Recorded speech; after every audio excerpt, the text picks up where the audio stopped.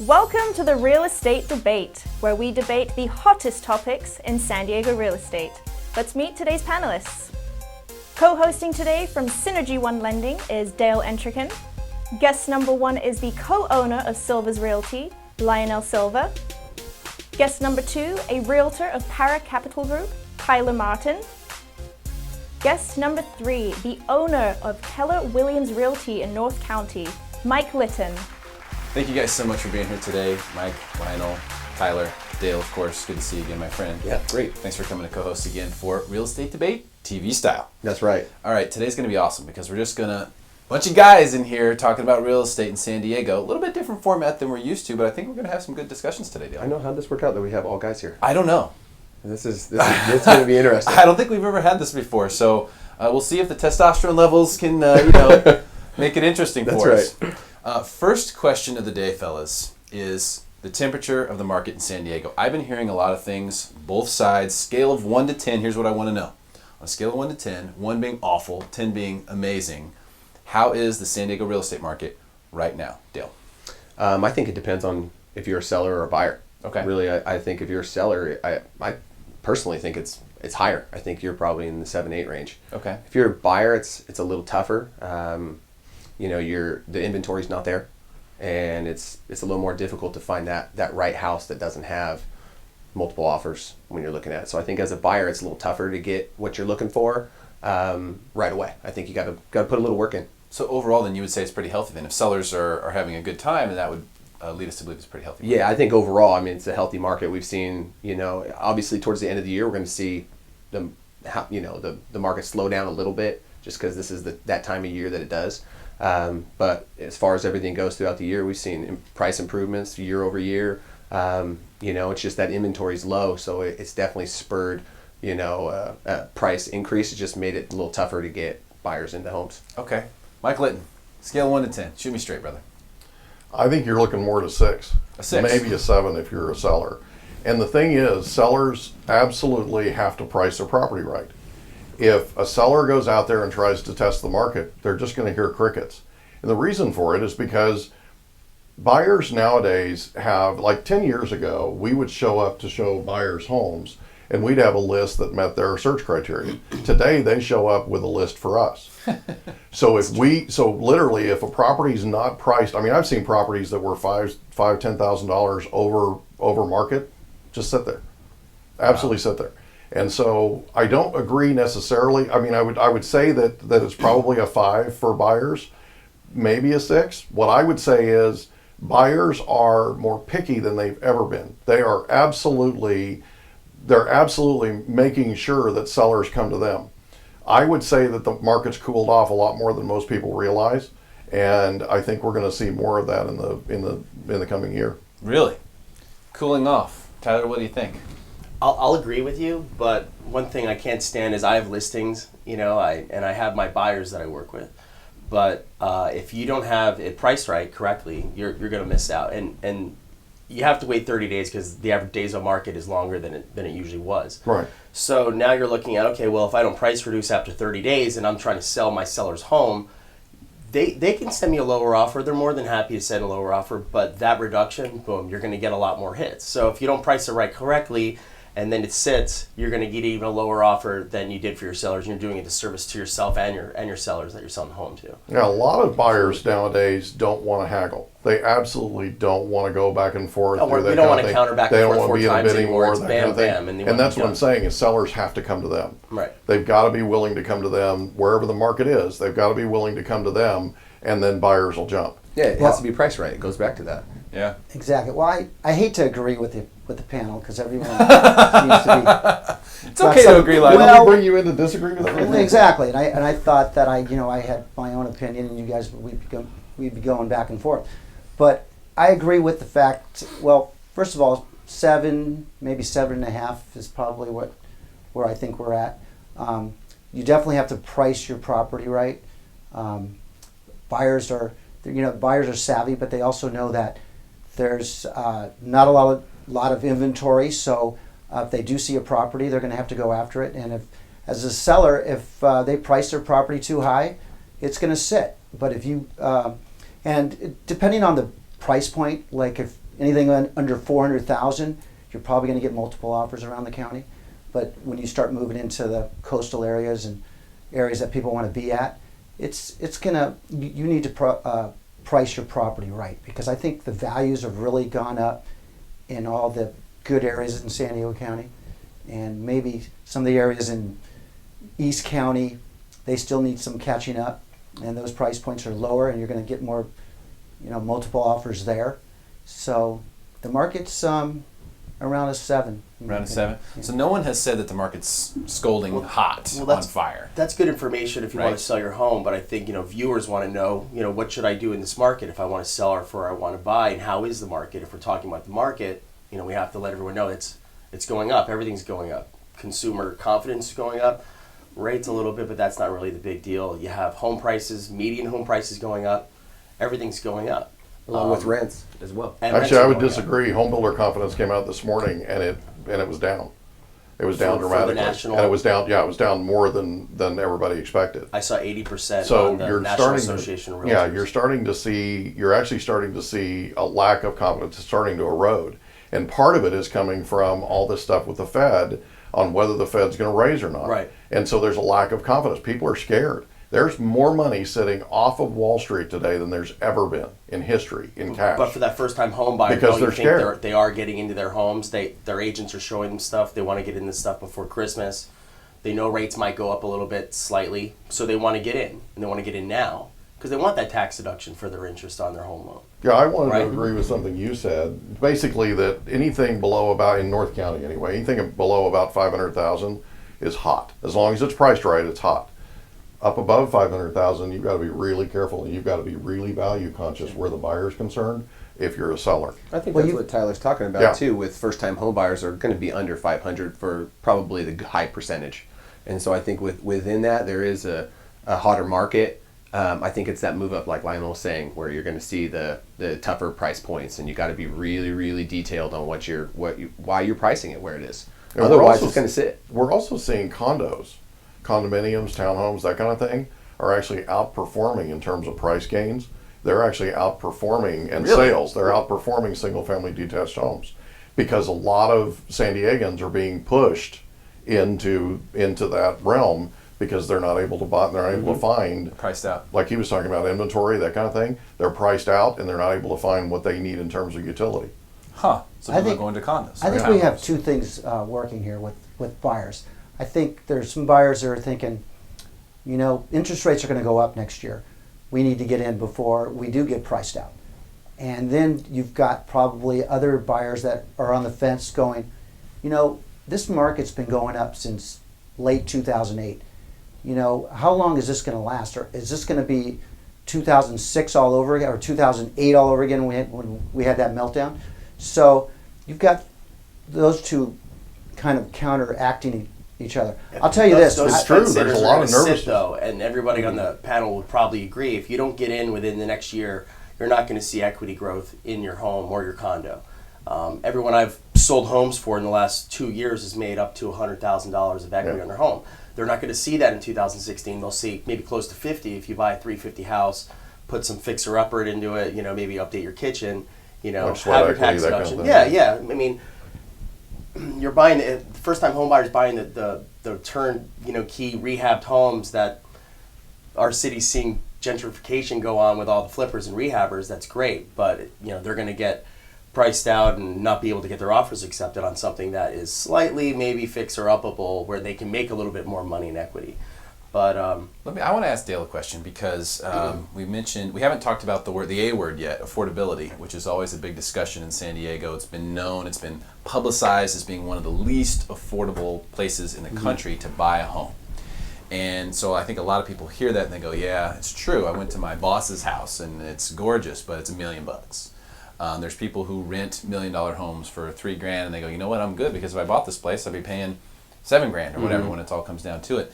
So Dale, from your perspective, the people you've been seeing buy homes lately, is there anything that sticks out to you? Are people buying too much house as a general rule, or are people well qualifying for these deals that are getting done today? What I've come to see over the last, I'd say, year is that people are very conservative with what they're buying. They're very conservative with their payment with their payment point. I think in the past, people were more willing to say, I want to keep my payment around $2,500, and then they go look at homes that really didn't match that payment range, and they go, well, I'll pay $3,000. Mm-hmm. I really like this house. I'll just not eat out. And then they figure out a way to make it work.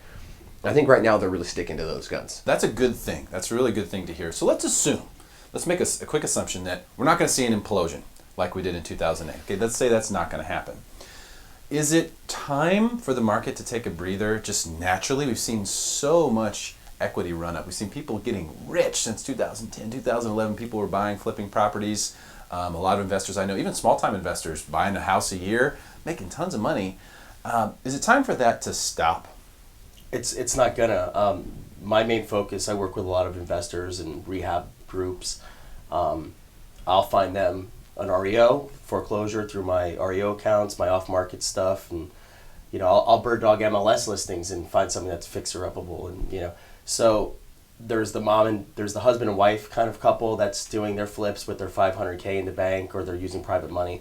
And then there's the big funds that are, have 10 agents writing offers for them all day long and hoping something sticks. They're taking bigger bulk with less margins. So you're going to see a lot of the homes being taken up by those entities. So I don't think it's going to quit. I think they're going to actually make less margins. There's going to be more demand for those rehabable homes.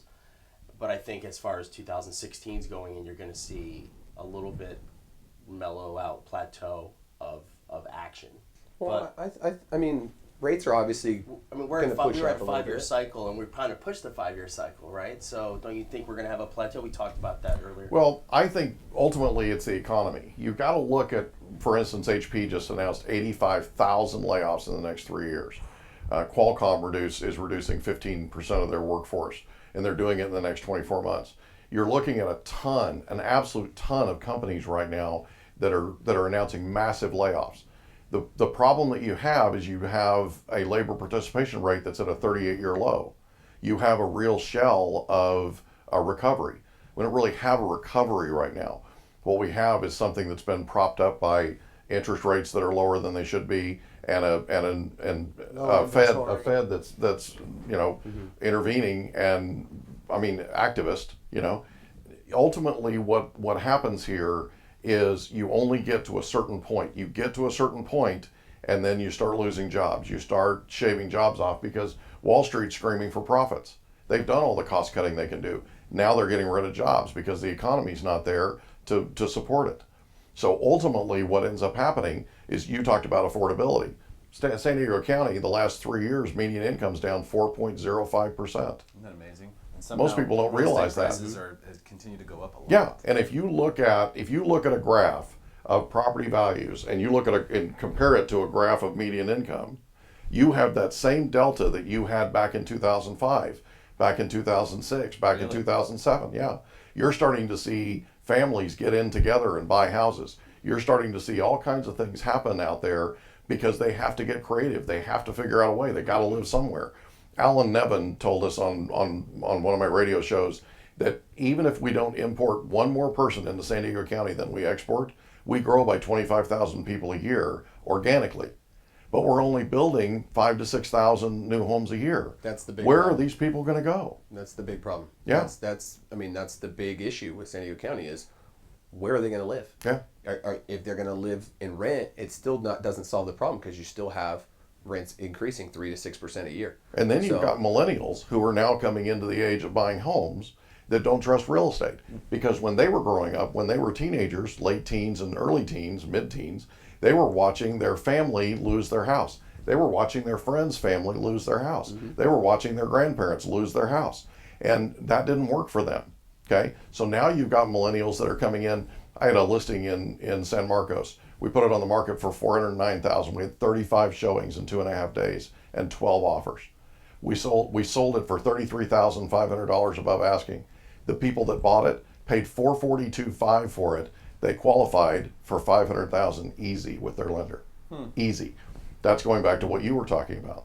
Very, very interesting, because we've seen prices go up a lot. It makes people nervous. We see interest rates have been low for a long time. People say it can't stay this way. But that part doesn't have to change. And here's what's really interesting, and I want to touch on this with you guys. Great group. I appreciate y'all being here, by the way. This has been amazing. But San Francisco. Anybody been to San Francisco recently, or even looked at real estate in San We Francisco? have an office. Paracapital Group, my brokerage, has an office in Roseville. It's crazy. But I look at that market and I go, how could this It's be more inflated possible? than I think than Way here. more. Yeah. Way more. And you go, how's this possible? And then you realize, you look at it and you go, there's no place to build any new stuff. Yeah. There's zero. And San Diego County is quickly getting there. If you look at the number of new homes built, Mike, on a graph, get your graph out, the number of new homes built in San Diego County, look at that curve. Mm-hmm. And it's going to continue to go down. Now, And they're it's building exactly up what I'm now. talking about. Yeah. Yeah. And so that right there is enough, potentially, to sustain the market. But I just feel like 2016 is going to be sort of a telltale year for us. It's going to really tell us where the demand is at. And if there is a housing crisis, there could be a housing crisis, by the way, that causes prices to go up. I mean, San Diego could become, the next San Francisco, the next New York City. Well, You're we gonna have to build have up. to build a lot more jobs, and we've got to stem. Seriously, Well, we've got to high-paying stem all the jobs. layoffs. Right. I mean, HP and Qualcomm are two of the biggest employers in San Diego County, and they're announcing huge layoffs. That's the problem. You don't have the same kind of confidence that you had before. But I'll tell you something else. You've got a rental crisis in San Diego County right now. You do. Yeah, because full employment's about 4.5% vacancy right now, or full occupancy is about 4.5% vacancy rate. We've been at less than 1% for 6 years. And 1% or less. And that's why the rents Wow. have just Yeah, skyrocketed it's unbelievable. last year. With the higher, rents, with the rental increases going up, I think buyers that are, renters at this point need to be educated. They're not. They think that they have to pay a buyer's agent, like a realtor like myself or yourself, to help them find a home, but they don't. They don't realize that someone that's selling their home pays both of the agents, so they get all our time and expertise for free. Being from a lending background like yourself, someone doesn't even realize they could buy a $300,000 home with an FHA loan and have an $1,800 payment. They could buy a $400,000 home with a $2,300 payment. Those are actual figures, and they're paying that in rent or more, and that's not without an HOA on a condo, but it's completely affordable. You don't even need good credit to get with FHA. What is it, 660 now? You can go down below. You can go down to 580. 600. Yeah, 580. Just depends on the Some lender. lenders. Obviously, the payments aren't exactly the same at 580, but 600, 620. You want to be over 640, but Well, I think it's easy to and look that's at the FICO numbers. score. Yeah, FICO scores. Yeah, it's easy to look at the numbers and say, well, for what people are paying in rent, there are a lot of people who rent houses for $3,000, $2,800. I mean, all over the place. Even in Escondido or other places in North County, you'll rent houses. People rent houses out there $3,500, $4,000. That's all over the place, and you can definitely buy a house for that amount. But I think the real question is, as Mike mentioned earlier, and as Dale alluded to as well, is that what percentage of that is their income? Is the house payment? What percentage of their income is that house payment? And that's the real question, because if we're seeing the median income go down, and it's consistently done that, Yeah. and it was only at 54,000 to begin with, Right. when we hit our peak. Mm-hmm. So if we're down to 50,000 or less for average household income in San Diego, that's the thing that we really that's the question that's yet to be answered. Well, how long can that? Let me share this hold with up? you. March of 2010, we hit a peak post recession, post Great Recession peak of employment in San Diego County. We now have less people in San Diego County employed than we did in March of 2010. It's steadily been going down. Wow. So now all of a sudden you start looking at interest rates, you start looking at affordability. A lot of the buyers nowadays, if you talk to them, a lot of the buyers nowadays are being kicked out of the nest, so to speak. They are having their rents raised, and or the landlord is selling the property and they're kicking them out of the nest, and they're having to make a decision. Do we go out and rent a property where rents are skyrocketing and going up much faster than payments, for instance, on homes? Or do we go out and look at the idea of buying? I have a couple right now, an older couple, that are buying a house. They're buying a house because their rent went up to an exorbitant rate and they're not going to pay it. They're done. They're protesting. So they're going out and buying a house. They're actually buying a couple of years before they should, because they had a short sale a few years ago. They actually should wait a couple of years, but they're squeezing this deal through so that they can make this thing happen. And it's $300 less than what their payment with HOA is $300 less than what it is. So you can't blame them. Than what the rent's going to. They No, I don't wanna blame them wait. at all. Why would they wait at that But point? what I'm You getting know? at is that's going to be the underpinning of this market. You're going to see a That's lot gonna of be the people. straw that's gonna push yeah, people over, You're going right, to see a yeah. lot of people get pushed because of rent increases and landlords that are coming in and selling. There's a ton of landlords that are coming in and selling right now because they're trying to get out while the getting's good. They're not excited about the future in San Diego County. Well, let's take the opportunity then to go around and see. I would like to know what you guys think is going to happen in 2016. Lionel, haven't heard from you in a while. 2016 San Diego real estate market. No, that's okay, Mike. You had some good points. I think we're going to probably, it'll be similar to 2015. I don't think we're gonna have a correction. I do see it happening. I mean, you just can't go 7-8 years of just seller's market and properties to continue to go up and up. It's going to happen probably maybe after the election, where maybe we'll have like a small correction. Probably maybe 1 or 2% increase is what I'm thinking. So you still think the market will be up, just not as much deceleration? Exactly. Okay, Mike. Flat. 2016 flat. It's gonna be flat. It's Totally. gonna be flat, except, and here's the wild card. If the Fed starts raising interest rates, you're gonna see a run to maybe 3 months. You're gonna see a run of people that are waiting for interest rates to go to 2% fixed for 30 years, right? And they find out all of a sudden that it's not gonna happen, and they jump on the bandwagon. They get off the fence and they jump in. We see it every single time. It might last 6 months, but it'll probably be 2 to 3 months. It'll be a run. It'll be a spurt. So there'll be a frenzy. Yeah. Mike, when interest my. rates go up, they go up. They'll go up a point in like 3 days. It's not like when they come down. So if interest rates go up a point, that's when we'll start seeing a correction. I don't think it's going to be appealing to people paying an extra point, and the Fed keeps threatening us that they're going to raise the rents at the end of this year or beginning of next year. That and one of the big businesses you mentioned, Qualcomm and HP. If we have any more layoffs, that can turn us into a downward. But if everything is kind of status quo in that, for that, I think we'll have a little bit of an increase. Okay, Tyler, 2016. Geez. Well, I disagree with you with consumer confidence. I think the people that are ready to buy, that have they're saving their bank statements and their W-2s, and they know what they want. They're savvy. They've been, using the internet to their advantage. They've been talking to their real estate professional. They've been pre-approved to the lender. They're going to move in the next few months because they know that the demand for housing is increasing and rents are going up and all of that. If you're not part of that boat, you're going to be on the dinghy left behind, seeing no equity growth over 2016 because you haven't bought. So you're either going to be on the upswing or you're going to be still on the fence. And you're not going to be doing anything. But I don't think you're going to see the gains of 2015. I think you're going to see it cut by 50%, and a lot of more rehabbers out there. A lot more people are flipping homes. Don't get caught on the dinghy. Don't get caught on the dinghy. Unless you're going to a big yacht. Don't get caught on the dinghy. Dale, 2016. What do you expect, my friend? Well, on the 2% fixed rate, those are the same people that are waiting for the shadow inventory to come out from the banks. It'll be here any minute. The shadow inventory. I'm waiting until all those banks bring that money, those properties out, and then it'll just crash the market. Something's got to get them off the fence, is what I'm getting at. And what happens is when interest rates go up, they jump off the fence. And historically, look at history. Historically, we've had a run anywhere from 2 to 6 months of real hyperactivity, and then it cools down. And I think that we definitely have headwinds in the housing market this year. Okay. I think that it's more so. I mean, 2012 and 13 and 14 was just unbelievable, and it needs to slow down. Income cannot keep up. Household income, household wealth cannot keep up with house prices, so it's going to slow down. I see probably 2 to 3% in the next year. I think it's reasonable, and that's solely because of rent prices and because of inventory. I just don't think the inventory is there to produce a downturn or even a complete flattening out. I think you'll see months where it will flatten out, but year over year, I think you're going to see probably 2 to 3%. Plus, you're going to see a lot of inventory with sellers wanting so much of a top dollar that there's not going to be that buyer that's going to make that deal. Yeah.